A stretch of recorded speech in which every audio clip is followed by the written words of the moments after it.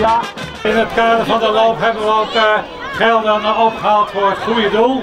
En de goede doelen zijn dit jaar het Jeugdsportfonds en de Clowns for Care. En het is zo dat voor elk goed doel is opgehaald €335.000. We hebben hier een soort deelnemers, totaal iets van 1000 en ik ben qua dravers ongeveer zo'n 100.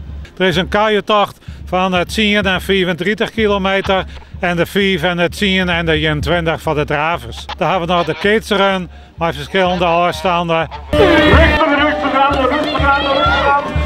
Rustig, val niet.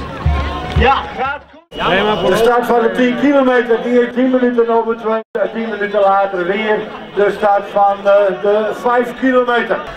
Oké, heel veel succes! Er zijn een soort sponsoren, een aantal bedrijven stiepjes en op deze wijze kunnen we dan de prijzen qua stadgeld leeg houden en kunnen zo'n soort deelnemers wijzen. Mede namens alle medewerkers van Sionsberg wens ik jullie heel veel succes op deze 5 kilometer. 3, 2, 1, succes! Bedankt voor het starten. Kijk eens even naar de deelnemers. En hoeveel vrouwen erbij zijn, het is ongelooflijk. Daar zijn we heel blij het goud van een organisatie. Hoeveel vrijwilligers doe je er mee en ken je met wat aan vrijwilligers komen?